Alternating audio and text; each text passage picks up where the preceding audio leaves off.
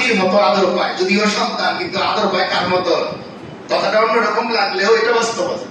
অর্থাৎ দাদা নাতির জন্য যেরকম একটু পাগল পাগল হয়ে যায়, নাতিও বাচ্চাও করে, দাদাও করে। তো যখন লম্বা সময় পরে সন্তান হয়, তখন সন্তান কিন্তু আদর পায় কার মতো? নাতির মতো। যত নিচে যায়, আল্লাহ নবী সাল্লাল্লাহু আলাইহি ওয়াসাল্লাম নিজে বলছেন যে হাসান হুসাইন হচ্ছে সিফ, আমার কলিজার টুকরা। সন্তানের ব্যাপারে বলেন নাই, ফাতেমা রাদিয়াল্লাহু তাআলার ব্যাপারে বলেন নাই যে সে আমার কলিজার টুকরা, কিন্তু কার ব্যাপারে বলছেন? নাতির ব্যাপারে। তো আদর বেশি পায়, যত ছোট তত আদর পায়। আল্লাহর আদেশ হয়ে গেল, তিনি বিবি হাজারা এবং ইসমাঈল আলাইহিস সালাম এই দুইজনকে এই জঙ্গলের মধ্যে রেখে আসতেছেন। এবার বিবি কেমন পেলেন একটু মেলান, পরীক্ষা হতে পারতো এখানেও। বিবি জিজ্ঞেস করলেন যে আপনি যে আমাদেরকে এখানে রেখে যাচ্ছেন, এটা কি আপনার ইচ্ছায় নাকি রবের ইচ্ছায়? হযরত ইব্রাহিম আলাইহিস সালাম উপরের দিকে ইশারা করে দেখালেন, কার ইচ্ছায়? আল্লাহ। বিবি হাজারা একবারও জিজ্ঞেস করলেন না আমরা খাবো কি, পান করবো কি, থাকবো কিভাবে, কোথায়, কিচ্ছু জিজ্ঞেস করলেন না। শুধু এতটুকু বললেন যে আল্লাহ ইব্রাহিমকে বলেছেন তার পরিবারকে এই মরুপ্রান্তরে, এই জঙ্গলের ভিতরে রেখে যেতে, ওই আল্লাহ এখানে খাবারের ব্যবস্থাও, এই বিশ্বাস তার ছিল। এবার ইব্রাহিম আলাইহিস সালাম চলে গেলেন, বছরে একবার করে দেখতে আসেন। এবার মা সন্তান তো খানা না খেতে খেতে এক পর্যায়ে এমন হলো যে বুকের দুধ ওরা শুকিয়ে গেল। এবার হযরত ইসমাঈল আলাইহিস সালাম মায়ের আঙুল চাটেন, নিজের আঙুল চাটেন, তৃষ্ণায়, বাচ্চা মানুষ, বুকের দুধ শুকিয়ে গেছে। উনি এবার পানির জন্য ছটফট করা শুরু করলেন। দুইটা পাহাড়ের মাঝখানে সন্তানকে রেখে, এখন সন্তান নিয়ে তো পাহাড়ের উপরে উঠতে পারবেন না, পানির খোঁজ কিভাবে করবেন? তো সন্তানকে দুই পাহাড়ের মাঝখানে রাখলেন, রেখে একবার ওই পাহাড়ে যান, যাওয়ার সময় আবার ছেলেকে দেখে আবার ওই পাহাড়ে ওঠেন। এইভাবে চক্কর দিলেন 7টা, কয়টা? 7 চক্কর দিলেন। সেই দুই পাহাড়ের নামই হচ্ছে সাফা এবং মারওয়া, যেটা আল্লাহ কোরআনে বলছেন যে হাজার যখন দৌড় দেয় তো এই পাহাড়ের নামও কোরআনে চলে আসে, ইন্নাস সাফা ওয়াল মারওয়াতা মিন শাআইরিল্লাহ। আল্লাহ বলে দিলেন ও পৃথিবীর মানুষেরা, যদি বিশ্বাস শিখতে চাও তবে হাজার দৌড়াদৌড়ি করা এই পাহাড়গুলোর কথা তোমরা দেখো, মনে নাই? বিশ্বাস, তিনি দৌড়াচ্ছেন, তিনি কিন্তু জানেন এখানে পানি নাই, কিন্তু তবুও কি করেন? ছটফট করেন। 7তম পাক যখন ওনার শেষ হলো, তখন তিনি আওয়াজ শুনতে পেলেন, চমকে গেলেন যে সন্তানের কাছে কোনো শত্রু চলে আসলো কিনা। তিনি এসে দেখেন যে ইসমাইলের পা যেখানে বারবার এরকম চাপড়াচ্ছিল, ওখান থেকে নিচ থেকে ফুটো হয়ে এরকম পানি উপরের দিকে উঠতেছে। তিনি দেখলেন যে পানি আস্তে আস্তে বাড়তেছে, তিনি পাথর দিয়ে বেষ্টনী দিলেন। আল্লাহ নবী সাল্লাল্লাহু আলাইহি ওয়াসাল্লাম হাদিসের মধ্যে বলছেন যে যদি ওই দিন বিবি হাজার তিনি যদি পাথর দিয়ে বাদ না দিতেন, তো আল্লাহ তাআলার কাছে এই আমলটা এত বেশি পছন্দের ছিল যে জমজমের পানি পুরো পৃথিবীতে পৌঁছে যেত, সুবহানাল্লাহ, যদি বাদ না দিতেন। কিন্তু উনি বাদ দিয়েছেন। সেই কূপের নামই কি? জমজম কূপ। সেই কূপের নামই জমজম কূপ। তো এটা ছিল ওনার 3 নাম্বার পরীক্ষা। 2 নাম্বার পরীক্ষা, সন্তান, পরিবার এখানে রেখে যাওয়া, আপনি পারবেন, আমি পারবো। তো এই পরীক্ষাও তিনি পাশ করলেন। 4র্থ পরীক্ষা, আল্লাহ তাআলা হঠাৎ স্বপ্নে দেখালেন, ও আমার খলিল ইব্রাহিম, আপনি আপনার প্রিয় জিনিস কুরবানি করুন। তিনি স্বপ্নে দেখার পর সকালবেলা 100 উট কুরবানি করলেন। কত? 100। দ্বিতীয় দিন আবার স্বপ্ন দেখলেন যে আপনি আপনার প্রিয় জিনিস কুরবানি করুন। তিনি আবার পরের দিন কত কুরবানি করলেন? 100। তৃতীয় দিন স্বপ্নের মানুষটা তাকে বলতেছে, এর চাইতে প্রিয় জিনিস কি আপনার কাছে আর নেই? সেটা কুরবানি করুন। সকালবেলা উঠে তিনি পেরেশানিতে পড়ে গেলেন যে এর চাইতে প্রিয় জিনিস তো আমার সন্তান, আমার ছোট্ট ইসমাইল। তিনি বুঝলেন যে আমার রব চাচ্ছেন আমি যেন আমার সন্তান ইসমাইলকে কি করে দেই? কুরবানি। মজার ব্যাপার হলো, প্রথম দিন তিনি যখন স্বপ্ন দেখেন সেটা ছিল 10 জিলহজের রাত। সেটা কি? 10 জিলহজ, মানে যে আমরা যে কুরবানি করি 3 দিন না, 10, 11, 12। এই 10, 11, 12 হচ্ছে ওইখান থেকে আসা যে প্রথম দিন যখন উনি 100 উট কুরবানি করেন ওটা ছিল 10 জিলহজ। দ্বিতীয় দিন যখন আবার তিনি 100 উট কুরবানি করেন ওটা ছিল 11 জিলহজ। আর তৃতীয় দিন যখন সন্তানকে নিয়ে মিনা প্রান্তরে রওনা দিলেন ওটা ছিল 12 জিলহজ। সেখান থেকে কুরবানি আমরা করি কয়দিন? 3 দিন। তো এবার তিনি সন্তান কেমন পেলেন এটাও তো একটা পরীক্ষা। আপনি আপনার সন্তানকে প্রস্তুত করাইতে হবে, তো আপনি কি চান? আপনি কোন ইউনিভার্সিটিতে পড়াতে চান এটা তাকে জানাতে হবে তো।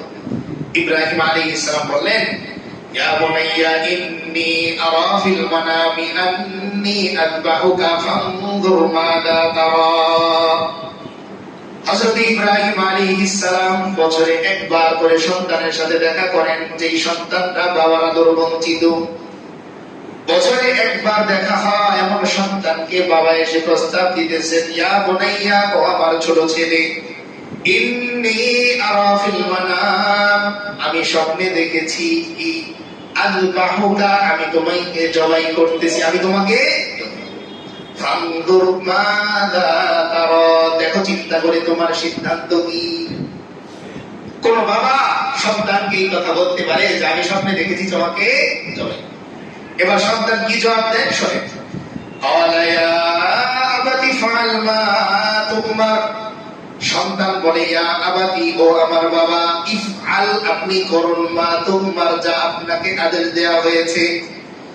সাতাজিদুনি ইনশাআল্লাহু মিনাস সাবিরিন, অবশ্যই যদি আল্লাহ চান আমাকে একজন ধৈর্যশীল ব্যক্তি হিসাবে আপনি পাবেন। তাফসীরে বড় চমৎকার ভাবে লিখেছে যে ইসমাঈল তার বাবাকে স্মরণ করিয়ে দিচ্ছেন যে, ও বাবা, টেনশন করেন না, লম্বা সময় আগে আপনি আপনার ইসমাঈলকে জঙ্গলে রেখে গিয়েছিলেন। সেদিন ইসমাঈল এবং ইসমাঈলের মা যেরকম ধৈর্য ধরেছিল আল্লাহর উপর বিশ্বাস রেখে, আজকে আপনার সামনে দাঁড়ানো আপনার সেই ছোট্ট ইসমাঈলই যে জন্মগ্রহণ করার পর থেকেই ধৈর্যের প্র্যাকটিস করে আসতেছে। তাই আপনি বাস্তবায়ন করুন, আজকের দিনেও আপনি আপনার সন্তান ইসমাঈলকে সাবের ধৈর্যশীল হিসেবেই পাবেন। মাকে কিন্তু বলেননি, মাকে বলেননি। এবার নিজের সন্তানকে নিয়ে রওনা দিলেন।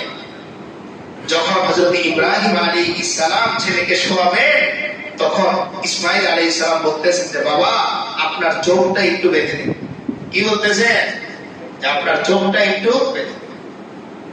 দেখেন আমরা কি করি জবাইয়ের সময়, পশুর চোখ ঢেকে দিই না, পশুর চোখ ঢেকে দিই। আর ইসমাঈল আলাইহিস সালাম বাবাকে কি বলতেছেন যে, বাবা, আপনার চোখটা একটু বেঁধে নেন। কেন? ইসমাঈল নবী বলতেছেন, বাবা, এই যে আপনি আমাকে লম্বা সময় পর্যন্ত আদর করতে পারেন নাই, সোহাগ করতে পারেন নাই, মনের মধ্যে বড় দুঃখ। যদি এমন হয় ছুরি চালানোর সময় আমার দিকে আপনার দৃষ্টি যায়, আপনার মনের মধ্যে আমার প্রতি মায়া তৈরি হবে, ছুরিটা আর চলবে না। আমি চাই না আমার বাবা আল্লাহর আদেশ অমান্য করুক, কিংবা আল্লাহর আদেশ অমান্য করার মতো দুঃসাহস দেখা। এই জন্য তিনি বলেন যে আপনি কি করেন, চোখের মধ্যে একটু বেঁধে। হযরত ইব্রাহিম আলাইহিস সালাম তখন ছুরি চালাবেন, ছুরি চালাচ্ছেন কিন্তু ছুরি দিয়ে কাটেন। এবার হযরত ইব্রাহিম আলাইহিস সালাম এক সময় রাগান্বিত হয়ে ছুরি ফেলে দিয়েছেন, তো আল্লাহ তাআলা ছুরির জবান খুলে দিয়েছেন। ইব্রাহিম আলাইহিস সালামকে ছুরি বলতেছে, ও খলিল, আল্লাহর নবী হযরত ইব্রাহিম, আল্লাহ আপনাকে কুরবানি করার আদেশ দিয়েছেন একবার, কয়বার? একবার। আর আমি যেন ইসমাঈলের গলা না কাটি এই ব্যাপারে আমার কাছে সংবাদ পাঠিয়েছেন 70 বার। তো আপনার একবারের জন্য যদি এত অস্থিরতা থাকে, তবে আমার 70 বারের জন্য অস্থিরতা কতটুকু। শেষে আল্লাহ তাআলা যে আয়াত আমরা পড়লাম, এই আয়াতের মধ্যে বললেন, ফাআতাম্মাহুন্না, আমার নবী খলিল ইব্রাহিম প্রত্যেক পরীক্ষায় গোল্ডেন A+ পেয়েছে। এরপরে আপনার থেকে দুম্বা পাঠিয়ে দিলেন, তো তিনি কোরবানি করলেন। কোরবানির এই আনুষ্ঠানিকতা শুরু হয়ে গেল। সূচনাটা ছিল সন্তানকে কোরবানি করা। তো আল্লাহ তাআলা আমাদের জন্য সহজ করে দিলেন যে সন্তান কোরবানি করতে হয় না, নিজের অর্থ থেকে পশু কোরবানি করলেই আল্লাহ কেমন যেন বোঝাতে চান যে ওই যে সন্তান কোরবানির যে ফজিলত, এই ফজিলত তুমি পশু কোরবানির মাধ্যমেই পাচ্ছ। তো যাই হোক, সময়ও শেষ, ইনশাআল্লাহ বাকি আলোচনা আমরা পর্যায়ক্রমে এবং তারই ছেলে হযরত ইসমাঈল আলাইহিস সালামকে কেন্দ্র করে। কিন্তু কোরআনের মধ্যে আল্লাহ তাআলা কুরবানি শব্দটা যত জায়গায় উল্লেখ করেছেন, এর মধ্যে হাবিল এবং কাবিলের ঘটনার মধ্যেও এই শব্দটা উল্লেখ আছে। সেই ঘটনা আমরা আগে আলোচনা করেছি, সংক্ষেপে শুধু একটু টাচ দিব। আল্লাহ কোরআনে বলেন, ইন কাররাবা কুরবানান ফাতুকবিলা মিন আহাদিহিমা ওয়া লাম ইউতাকাব্বাল মিনাল আখার। আল্লাহ তাআলা বলেন, হযরতে আদম নবীর সন্তান হাবিল এবং কাবিল, এই দুইজন করবা কুরবানা, একটি করে কুরবানি আমার সামনে পেশ করলো। ফাতুকুব্বিলা মিন আহাদিহিমা, একজনের কুরবানি গ্রহণ করা হলো, ওয়ালাম ইউতাকাব্বাল মিনাল আখার, আরেকজনের কুরবানি গ্রহণ করা হলো না। এই যে এখানে আল্লাহ কি শব্দ উল্লেখ করেছেন? কুরবানা। ওইখান থেকে আমরা কুরবানি বলি। কি বলি? কুরবানি।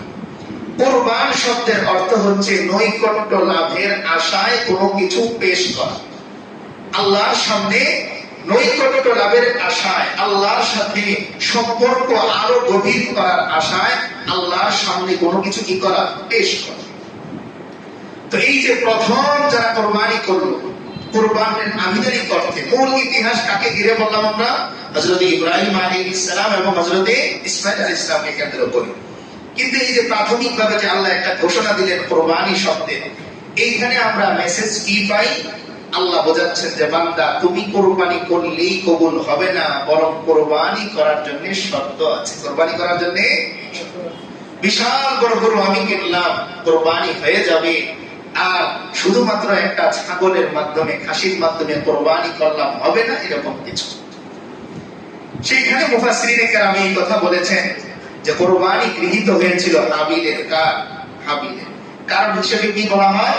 যে হাবিল তার যে পশু ছিল, এই পশুপালের মধ্যে সবচাইতে বেশি মজবুত, শক্তিশালী, সুন্দর, এটাকে সে নির্বাচন করেছে যে আমি যেহেতু আল্লাহর সামনে, সৃষ্টিকর্তার সামনে কিছু একটা পেশ করব, তো আমার কাছে থাকা সবচাইতে উত্তম জিনিসটাই আমি আমার আল্লাহর সামনে কি করব? পেশ করব। আর কাবিল চিন্তা করেছে যেহেতু এটা একটা চাপ, আমি আমার ইচ্ছা অনুযায়ী কাকে বিয়ে করব, বিবাহের আমি যোগ্য কিনা এটা আমার প্রমাণ করার নিয়ে আছে, সবাই তো জানে আমি যোগ্য। তাই সে কি করেছে? তার ফসলের জমি থেকে যেই ফসলগুলো একটু নষ্ট হয়ে গেছে, ওই যে চিটা বলে না, চিটা, এই সর্বপ্রথম চিটা বের করেছে হচ্ছে কি এই যে কাবিল। তো কাবিল ওই চিটা নিয়ে আসছে, সে টিপে টিপে দেখেছে যে এই ফসলের মধ্যে ভিতরে বীজ নাই, যে এটা দেয়া যায়, এটা যেহেতু আমার কোনো কাজে লাগবে না। তো সে এই ফসল আল্লাহর সামনে পেশ করেছে, কিন্তু আল্লাহ কি কুদরত যে কাঠটা গ্রহণ হয়েছে, ওই যে নিয়ত শুদ্ধ কে? হাবিল, যে আমি আমার রবের সামনে পেশ করব, সবচাইতে উত্তম জিনিস পেশ করব। পেশ করার পরে আমি কি বিবাহ করার যোগ্য কি যোগ্য না সেটা মূল মাকসাদ না, আমি আমার আল্লাহর সামনে নিজের যে চাওয়া, যে চাহিদা, আল্লাহর প্রতি আমার যে ভালোবাসা, শ্রদ্ধা, এটা আমি আল্লাহকে দেখাতে চাই। তো আল্লাহ তার কুরবানি কি করলেন? কবুল করলেন। এখান থেকে একটা জিনিস আমরা মনে রাখবো, গ্রামগঞ্জে অনেক সময় এটা আমরা করি, অনেকেই হয়তো জেনে করি, বুঝে করি, অথবা না বুঝে করি। আমার যে গরুটা পালেন, কিন্তু এখন আর এটা কোনো কাজে আসে না। কথার কথা ডাক্তার দেখিয়েছেন, ডাক্তার বলেছে এটার আর কোনো চিকিৎসা নাই। তখন আমরা এটাকে মানত করে ফেলি যে আগামী কুরবানি এটা দিয়ে চালিয়ে দিই। তো এটা মিলে কার সাথে? কাবিলের সাথে। কার সাথে? কাবিলের সাথে। আপনি একটা খাসি কিনেছিলেন, এখন কথার কথা এটা অসুস্থ হয়ে গেছে। নিয়ত ছিল এটা আপনার নাতিকে বিক্রি করে কোনো একটা কিছু কিনে দিবেন, এখন যখন দেখলেন যে এটা আর কোনো কাজে লাগানো যাচ্ছে না, বিক্রি করা যাবে না, তো টার্গেট করলেন কোরবানির পরের দিন রাত্রে এটাকে। কেউ জানে না, কে জানে? আল্লাহ। আল্লাহ জানে। তো এই কাজগুলো আমরা করব না। আবার অনেকে করি যে আমার সামর্থ্য আছে, আমি একটা কোরবানি দিব, আমার সামর্থ্য আছে যে আমি একটা বড় গরু কিনে কোরবানি দিতে পারবো, কিন্তু আমি করি কি যে এত টাকা দিয়ে না কিনে 7 জন মিলে 15,000 টাকায় যদি কাজ সারা যায়, তাহলে 1.5 লাখ টাকা খরচ করার কি দরকার? মনে রাখবেন, পেশ করতেছেন কার সামনে?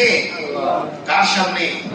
আপনি যখন বন্ধুর বিয়েতে দাওয়াতে যান, তখন গিফট বক্স কি 10 জন মিলে কিনেন না আলাদা কিনেন? সামর্থ্য না থাকলে কিনেন, তবে সেটা আসলেই যে সামর্থ্য নাই, এটার বাস্তবায়ন, এটা প্রমাণ আপনার কাছে থাকতে হবে। তাই উলামায়ে কেরাম এই কথা বলেন, সামর্থ্য থাকলে একা কুরবানি করা উত্তম। সামর্থ্য থাকলে একা কুরবানি করা উত্তম, কারণ আপনি 7 জন মিলে করবেন, কার মনে গোশত খাওয়ার নিয়ত আছে তা তো আপনি জানেন না, কিন্তু আপনারটা তো আপনি জানেন। এই জন্য যদি আমাদের সামর্থ্য থাকে, ছোট গরু হোক, চেষ্টা করব একা কোরবানি দেয়া। আল্লাহ তাআলা আমাদের সকলকে তৌফিক দান করুন। পাশাপাশি বাজার থেকে দুর্বল গরু, অসুস্থ গরু, কানে সমস্যা, চোখে দেখে না, দাম কমে পাওয়া যাবে, এই নিয়তে আমরা কিনব। আল্লাহ স্পষ্ট বলেন, লা ইয়ানালাল্লাহা লুহুমুহা ওয়ালা দিমাউহা ওয়ালাকিন ইয়ানালুহুত তাকওয়া মিনকুম। আল্লাহ বলেন, ও বান্দা, তোমার গরুর গোশত আমার কাছে পৌঁছায় না, ওর রক্ত আমার কাছে পৌঁছায় না, ওয়ালাকিন ইয়ানালুহুত তাকওয়া মিনকুম, তোমাদের অন্তরের ভয় তাকওয়া আমি আল্লাহর কাছে পৌঁছায়। তাই আমি বড় গরুর গোশত দিয়ে কি করবো? আমার ভিতরে যে পশুত্ব আছে, এই পশুত্বকেও কি করতে হবে? কোরবানি করতে হবে। তো এটা ছিল প্রথম কোরবানি শব্দের উল্লেখ। কোথায়? কাদের ব্যাপারে? হাবিল এবং কাবিলের ব্যাপারে। তবে মৌলিক কোরবানি যেখান থেকে এসেছে সেটা হচ্ছে হযরত ইব্রাহিম আলাইহিস সালাম এবং হযরত ইসমাঈল আলাইহিস সালাম। আমরা ইনশাআল্লাহ সামনে যেহেতু সুযোগ আছে বিস্তারিত আলোচনা হবে, তো পেছন থেকে আজকে আমরা আলোচনা করব ইনশাআল্লাহ। সর্বপ্রথম নবী হিসেবে পৃথিবীতে আগমন করেছেন কে?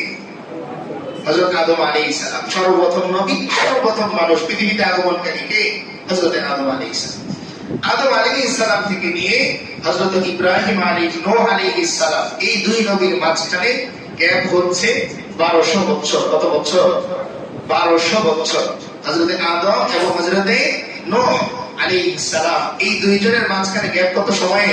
1200 বছর। হযরত আদম আলাইহিস সালামের ইন্তেকালের 600 বছর পরে, কত বছর পরে? 600 বছর পরে। আর হযরত নূহ আলাইহিস সালামের আগমনের 600 বছর আগে। আদম আলাইহিস সালামের ইন্তেকালে 600 বছর পরে আর নূহ আলাইহিস সালামের আগমনের 600 বছর আগে। এই মাঝামাঝি যে সময়টা, এই সময়টাতে শয়তান মানুষকে মূর্তি পূজার প্রশিক্ষণ দিয়েছে। কিসের? মূর্তি পূজা। এবার আমরা বড় অবাক হব, মূর্তি পূজা আসলো কিভাবে? আমরা অনেক সময় বলি, হুজুর এটা ভালো কাজ, তবু আপনারা নিষেধ করেন কেন? আপনি আপনার পরিবারকে সাথে নিয়ে একটু মার্কেটে যাবেন, পর্দার সাথেই গেলেন, তবু আমরা নিষেধ করি, কারণ পরিবারের একটা চয়েস আছে। একটা কথা মনে রাখবেন, আল্লাহ কোরআনে বলেছেন, আমার কথা না, যুইয়িনা লিন-নাস হুব্বুশ শাহাওয়াত মিনান নিসা ওয়াল বানিন। আল্লাহ বলেন, বান্দা, গুনাহের কাজ সর্বদা সুন্দর করেই তোমার সামনে আসে। যুইয়িনা, তাজয়িন শব্দ থেকে, মানে সুসজ্জিত, সাজগোজ। নববধূকে যেরকম সাজগোজ করা হয়, আল্লাহ বলেন গুনাহ যখন তোমার সামনে আসে এরকম সাজগোজ নিয়ে আছে। হাজারো যুক্তি থাকে করা, কিন্তু এক যুক্তি আমার রব নিষেধ করেছেন, বাস আমি করব না। হাজার যুক্তির সামনে আমার রবের আদেশ কিংবা আমার রবের নিষেধ, এটাই প্রাধান্য পাবে। এটাকেই বলে মনুষ্যত্ব। আর এই কারণে মানুষ ফেরেশতাদের চেয়েও শ্রেষ্ঠ। বিনা যুক্তিতে আমার রব যা বলেছে। তো শয়তান এই মূর্তি পূজার সূচনাটা কিভাবে করে? মানুষদেরকে বোঝালো যে তোমাদের পূর্ববর্তী মানুষজন এত বড় বড় আল্লাহওয়ালা, কিন্তু তাদেরকে তোমরা চেনোই না। যেমন কথা কথা, আপনার ছেলেকে যদি জিজ্ঞেস করেন আপনার দাদাকে সে দেখেছে কিনা, বলতেই পারবে। অথচ আপনি জানেন আপনার দাদা এক মহাজন ছিলেন, বড় ইবাদত গুজার তিনি ছিলেন, কয়েকবার হজ করেছেন, উমরা করেছেন, এত ভালো একজন মানুষ, কিন্তু আপনার ছেলে তার সম্পর্কে কিছুই জানে। তো শয়তান তাদেরকে বুদ্ধি দিল, তোমরা যে এই যে তোমাদের বংশের এত বড় বড় আল্লাহওয়ালা মানুষ, তাদের সম্পর্কে জানো না, এটা তো তোমাদের জন্য একটা মানহানির বিষয়। এবার যখন কেউ কারো ভুল ধরিয়ে দেয়, তখন সে তার মুরব্বী হয়ে যায়।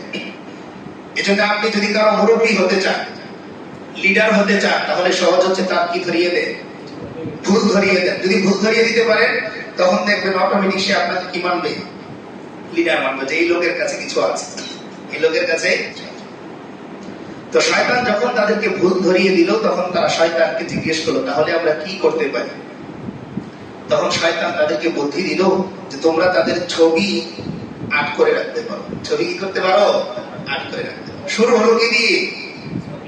ছবি আর্ট দিয়ে। ওখান থেকে ছবি আর্ট করা নিষেধ। ওই যে কাজ শয়তান। তো ছবি আর্ট করলো। কিছুদিন যাওয়ার পরে শয়তান আবার তাদের কাছে এসে বলল, শুধু আর্ট করে রেখে দিলেই হবে? এটাকে জীবন্ত রাখতে হবে। তো এটাকে কি রাখতে হবে? গাছ লাগানোর পরে পানি দিতে হয় না? তো শয়তান এসে বলতেছে এটাকে জীবন্ত রাখতে হবে। তো কিভাবে? বললো যে এই ছবিটা মাঝে মাঝে একটু মুছতে হবে, একটু দেখতে হবে, একটু তাদের জন্য দোয়া করতে হবে, আর একটু ভালোবাসা বাড়াচ্ছে। এখন স্বাভাবিক, আমার বাবার একটা ছবি দেখবেন, আমরা মাস্তা জানি যে ঘরের মধ্যে ছবি রাখা যাবে না, কিন্তু ঠিকই পাওয়া যায়। পাওয়া যায় কেন? ওই যে ইমোশন। এই ইমোশনের কারণে, অনুভূতির কারণে। তো শয়তান এসে তাদেরকে বললো যে যদি তাদেরকে জীবন্তই না রাখো তাহলে ছবি রেখে লাভ কি। তো পরে তারা ছবির সামনে মাঝে মাঝে হাত তুলে দোয়া করে। উদ্দেশ্য কার সামনে দোয়া করা? আল্লাহর সামনে। কিন্তু সিস্টেমটা ভুল। সিস্টেমটা কি? তো পরবর্তীতে কিছুদিন পরে শয়তান বলল যে শুধুমাত্র আল্লাহর কাছেই ভক্তি করবে। যারা পূর্বে আল্লাহর সাথে সম্পর্ক ছিল তারাও তো আল্লাহর বন্ধুই, তারাও তো কি আল্লাহর বন্ধু। যেমন উদাহরণস্বরূপ, এই কথাটা বোঝার আগে একটা উদাহরণ আমরা বুঝি। আপনার যিনি বন্ধু আছেন তার সম্পর্ক বড় কোনো ব্যক্তির সাথে। এখন স্বাভাবিকভাবেই আপনি আগে ওই বড় ব্যক্তির কাছে যাবেন না বন্ধুর কাছে যাবেন? বন্ধুর কাছে যাবেন। তো শয়তান তাদেরকে বোঝালো যে তোমরা কোথায় আর আল্লাহ কোথায়। সুতরাং কি করবা তোমরা? যে তোমরা তোমাদের পূর্বসূরি যারা ভালো মানুষ আছে তোমরা তাদের কাছে দরখাস্ত করবে। তারা আল্লাহর কাছে, যেহেতু রূহ কোথায় চলে যায়? আল্লাহর কাছে চলে যায়, তারা আল্লাহর কাছে আছে। তো তোমরা যখন তোমার পরদাদার কাছে চাইবে তখন সে আল্লাহকে বলে দিবে, তো আল্লাহ সহজে দিবে। এই কথা আবার আল্লাহ কোরআনে বলে দিয়েছেন যে মা না'বুদুহুম ইল্লা লিয়ুকাররিবুনা ইলাল্লাহি যুলফা। কাফেরদেরকে যখন জিজ্ঞেস করা হলো তোমরা জানো এই মূর্তি কিচ্ছু দেয় না তারপরও চাও কেন? কাফেররা বলল মা না'বুদুহুম, আমরা তাদের ইবাদত করি না। কেন করি? যে ইল্লা লিয়ুকাররিবুনা, তারা যেন আমাদেরকে কাছে নিয়ে দেয়। কার? আল্লাহ। কারণ তারা তো কোথায় আছে? আল্লাহর কাছে আছে। তো আমি আমার পরদাদার কাছে যাওয়ার মাধ্যমে মূলত আল্লাহর কাছেই যাচ্ছি। শয়তান তাদেরকে এটা বোঝায়।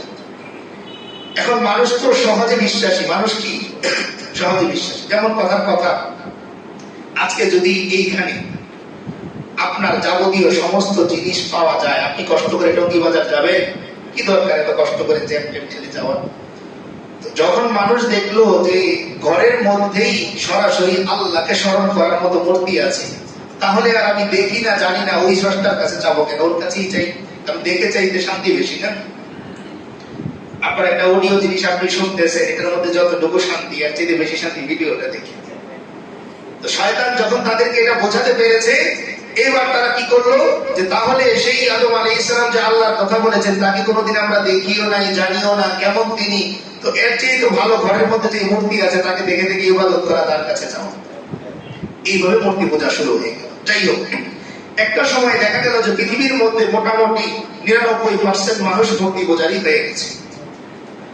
এমন একটা সময় এসে হযরত নূহ আলাইহিস সালাম আগমন করলেন নবী হিসেবে। এবার তিনি দাওয়াত দিলেন কয়শো বছর? 950 বছর। কত বছর? 950 বছর। কিন্তু ফলাফল হচ্ছে মতান্তরে 40 জন মাত্র ইসলাম গ্রহণ করেছে। কয়জন? কারণ ওই যে মানুষকে অন্ধবিশ্বাসী করেছে, যার কারণে উনি দাওয়াত দেন, কিন্তু ওই যে তাদের যুক্তির সাথে মেলে না। শেষে দেখা গেল মাত্র কয়জন ওনার সাথে মতান্তরে 40, আরো কমও আছে, 40 জন। এরপরে আল্লাহ তাআলা হযরত নূহ আলাইহিস সালামকে জানিয়ে দিলেন যে ও নবী নূহ, এই 40 জন ছাড়া আর কেউ ইসলাম গ্রহণ করবে না, সুতরাং আর মেহনত লাগবে না। এরপরে উনি যে একটা বদদুয়া করেছিলেন, যেটা আমরা আগে আলোচনা করেছি, وقال نوح رب لا تذر على الارض من الكافرين ديارا, হে আল্লাহ, যেহেতু আর কেউ ইসলাম গ্রহণ করবে না আপনি আমাকে জানিয়ে দিয়েছেন, সুতরাং আর মেহনত করব না। মুসলমান ছাড়া বাকি কাফের যারা আছে সবাইকে আপনি ধ্বংস করে দেন। কেন? কারণ হচ্ছে কোরআনের পরের অংশের মধ্যে তিনি বলেন যে এরা যদি বেঁচে থাকে তো এদের সন্তানরা মূর্তি পূজারী হবে। তো পৃথিবীতে মূর্তি পূজারীদের সংখ্যা না বাড়ো, যা আছে এখানে স্টপ হোক, মুসলমান ছাড়া বাকি লা তাদার আলাল আরদি মিনাল কাফিরিনা দাইয়ারা, একটা কাফেরের ঘরকে আপনি অবশিষ্ট রেখে। আল্লাহ তাআলা ওনার এই দোয়া কবুল করলেন, বলে দিলেন যে যারা ইসলাম গ্রহণ করেছে তারা তোমার সাথে যাবে, আর পশু পাখির মধ্যে প্রত্যেক শ্রেণী থেকে এক জোড়া করে পশু তোমার এই জাহাজের মধ্যে আসবে। তিনি জাহাজ বানানো শুরু করলেন। জাহাজের মধ্যে করে এই 40 জন মানুষ আর সমস্ত পশুর প্রত্যেক শ্রেণী থেকে এক জোড়া করে তিনি নিয়ে গেলেন। যেহেতু আমাদের মূল টার্গেট অন্য কিছুতে, আমি বিস্তারিত ঘটনা বলতেছি। তো এই জাহাজের মধ্যে নূহ আলাইহিস সালামের 3 জন পুত্র ছিলেন। কয়জন? 3 জন পুত্র ছিলেন। এর মধ্যে একজন ছিলেন সাম, আরেকজনের ইয়াফিস, আরেকজনের নাম আছে, মোট 3 জন ছিলেন। তো এই 3 জন পরবর্তীতে পৃথিবীর মধ্যে তো আর কেউ বাকি নেই, সব ধ্বংস হয়ে গেল। তখন হযরত আদম আলাইহিস সালাম যে কাবা নির্মাণ করেছিলেন, এই কাবাটাও এটার সাথে ধ্বংস হয়ে গেছে এই প্লাবনের সাথে।